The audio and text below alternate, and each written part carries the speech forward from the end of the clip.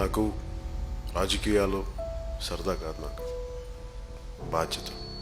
నేను ఇంటర్మీడియట్తో ఆపేసాను అంటాను, కానీ జ్ఞానాన్ని సంపాదించడం నేను ఎప్పుడు ఆపలేదు. ఒక పొలిటికల్ పార్టీకి జ్ఞానం చాలా అవసరం. నువ్వు ఎందుకున్నావు ఈ పోరాటంలో, ఎందుకు ఈ పని చేస్తున్నావు? దోపిడీలు చేసేవాడు, దొమ్మిలు చేసేవాడు కూడా ఒక ప్రజాప్రతినిధి అయిపోయి వాడొచ్చి జ్ఞానుల్ని, పండితుల్ని, కష్టపడే వాళ్ళని, రైతుల్ని, వీళ్ళందరినీ అడ్డదారులు తొక్కొచ్చిన ఒకడు వాడు ప్రజాప్రతినిధి అయ్యి వాడు మన జీవితాన్ని, మన తలరాతల్ని రాస్తుంటే వాడి చేతులు మనం మాటినాలంటే నేను అనుకునేవాడిని, వీళ్ళెవరు మనకు చెప్పడానికి నేను ఎలా బతకాలో, వీడికేంటి నేను భయపడేది? నా లోపల నుంచి వచ్చిన ప్రశ్న. చిన్నప్పటి నుంచి వీడు అందరిలా కష్టపడడం, భూమి దున్నడం, చెమటోడ్చడం, కష్టపడి సంపాదించడం, పైరివీలు చేస్తాడు, అడ్డదారులు తొక్కుతాడు, ప్రజాప్రతినిధులు అయిపోతారు, వీళ్ళు వచ్చి మనం ఎలా బతకాలో చెప్తారు, మనం వీళ్ళకి గులాంగిరి చేయాలి. ఇలాంటి ఆవేదన, కోపం చాలా దశాబ్దాలుగా ఉండి ఒక వరి పైరులోని ఒక గింజను నాటితే అది కొన్ని వందల కంకులు ఇస్తుంది. ఒక మనిషి ఏమి ఇవ్వడు, ఎంతసేపు తీసేసుకోవడం, చెట్ల నుంచి కాయలు తీసుకుంటాడు, పంట నుంచి ఇవి తీసుకుంటాడు, ఏమి ఇవ్వడు. నేను అలాంటి వ్యక్తుల్లో సమూహంలో నేను ఒకరిని కాదలుచుకోలేదు. నేను ఇస్తాను. ఎంత తింటాం, ఎన్నిళ్లలో ఉంటాం, ఎన్ని కార్లలో తిరుగుతాం. నేను 1000 కోట్లు సంపాదించే సత్తా లేక కాదు, నేను ఆ దారి ఎంచుకోలేదు, అంతే. నాకు వద్దనుకున్నాను. మనుషుల కష్టాలని, వాళ్ళ కష్టాలను గుర్తించి వాళ్ళ పక్క నిలబడటం తెలిసిన వాళ్ళంత పేరుండి, కుండెలు చించుకునే అభిమాన బలం ఉండి కూడా నేను ఎప్పుడు దాన్ని వాడలేదు. నా మీద ఉన్న అభిమానాన్ని నేను వాడితే పవన్ కళ్యాణ్ గుర్తింపు కోసం నేను వాడుకోను, పవన్ కళ్యాణ్ పదవి కోసం వాడుకోను, దేశ నిర్మాణం కోసం వాడతాను. దానికి 2014 తర్వాత ముందు రాష్ట్రం బాగుండాలి, నేను బాగుండాలని కోరుకోవాలి. మా వాళ్ళు బాగుండక రాష్ట్రం, ప్రజలందరూ బాగుండాలి. సర్వే జనో సుఖినో భవంతు. మనం ఏమంటాం, భారతదేశం తాలూకు మూల లక్షణమే సర్వే జనో సుఖినో భవంతు. అందరూ బాగుండాలని కోరుకుంటాం. కొద్దిమంది హిందువులే బాగుండాలి, కొద్దిమంది క్రిస్టియన్సే బాగుండాలి, ఇంకొంతమంది అట్లా కాదు, అందరూ బాగుండాలి. అన్ని మతాలు, అన్ని కులాలు, సకల సమస్త ప్రాణకోటి అందరూ బాగుండాలి.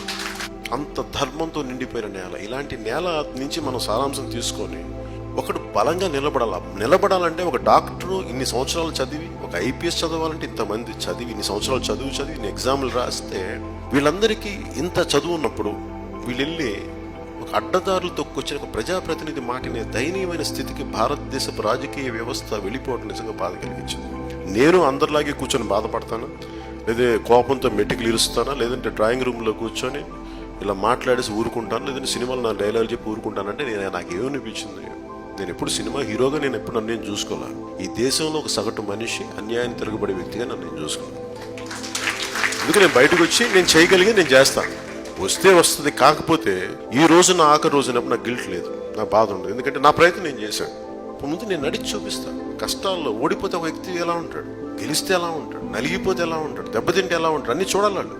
ఒక నాయకుడిగా అవ్వడం అంటే చాలా బరువు. ఇంట్లో అందరినీ వదిలేసి, అందరినీ, తల్లిదండ్రులు అందరినీ వదిలేసి రోడ్డు మీదకి వచ్చి మనకి ఏ మాత్రం కృతజ్ఞత చూపించని వ్యక్తుల సమూహం కోసం మనం పనిచేయాలి. అది రాజకీయం, అది నిజంగా నాయకత్వం. మరి ఎందుకు చెయ్యాలి అని అంటే, చెట్టు ఎందుకు ఇస్తుంది ఫలాలు? మనం ఏమైనా ఇస్తాం, తిరిగి రాళ్లతో కొడతాం చెట్టు ఫలాలు తీసుకోవడానికి. పాపం అదేం చేయదే, మనం తిరిగి కొట్టదు. అంటే ప్రకృతి ధర్మం ఎంత నిజాయితీ ఇవ్వటమే దానికి. సో మనం కూడా ఇవ్వగలగాలి. నాయకత్వం అంటే బాధ్యత తీసుకోగలగాలి.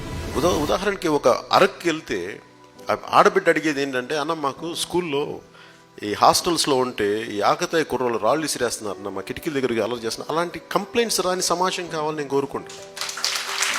ముఖ్యంగా రాయలసీమ, ఆంధ్రప్రదేశ్ టెరిటరీ గురించి కూర్చొని మనందరం భయపెడుతున్నారు కదా. ఈరోజు కార్యకర్తల మీద దాడులు, కేసులు పెడుతున్నారంటే, మీరు భయపడితే భయపడండి, మీరు లొంగిపోయి బానిసలుగా ఉండాలంటే బానిసలుగా ఉండండి.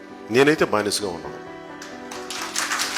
నేను బాంచన్ ద్వారా కాల్ముక్త అనే వ్యక్తిని కాదు. కాళ్ళు పెట్టి కొడుతుంటే కాళ్ళు తీసి కిందకేసి నేలకేసి కొట్టే వ్యక్తిని మర్చిపోక.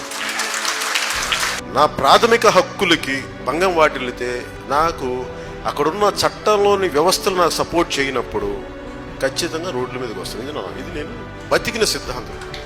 అందరూ ప్రాథమిక హక్కుల గురించి మాట్లాడతాం, ఇది నా హక్కు అంటాం. కరెక్ట్, నీ హక్కే, నీ బాధ్యత కూడా ఉంది. మంచి ప్రాథమిక బాధ్యతలు కూడా ఉన్నాయి సమాజం.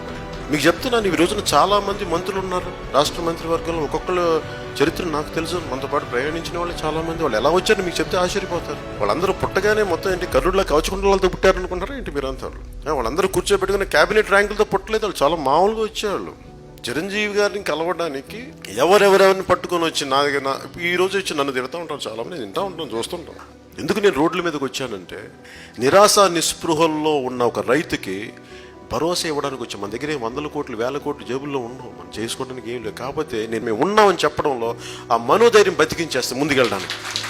ఆత్మహత్య అనేది అంటే జీవితమే ఆశాజనకంగా లేని పరిస్థితుల్లో, అంటే ఇంకా ఏమీ లేదు, నాకు ఎవరు లేరు, నన్ను సమాజం పట్టించుకోవట్లేదు, వాళ్ళ కష్టాన్ని వాళ్ళకున్న నష్టాన్ని మనం ప్రజలకు చేస్తారే మా తరపున మాట్లాడే వ్యక్తులు సమూహం ఉన్నారు. ఒక పవన్ కళ్యాణ్ అవసరం లేదు, మీలో ఎవరైనా ఒక మాట మీ పక్కింటి వాళ్ళకి ఇంకోళ్ళకి ఒక మాట మాట్లాడితే ధైర్యం ఉంటుంది, బతికే ధైర్యం వస్తుంది, ప్రాణం పోసినట్టు ఉంటుంది వాళ్ళకి. నా బాధ్యతగా వచ్చింది ఇక్కడికి. ఇన్ని లక్షలు 17 లక్షల ఎకరాల పైచులకు రైతాంగం కోల్పోతే, రైతులు ఇప్పటికి 4 ఆత్మహత్యలు చేసుకుని భవిష్యత్తులో కనీసం మన వల్ల ఒక్క ఆత్మహత్య చేసుకుందాం రైతు ఒక ఆగిపోతే ఈ ప్రయాణం తాలూకు నిజంగా సఫలం అవుతుంది.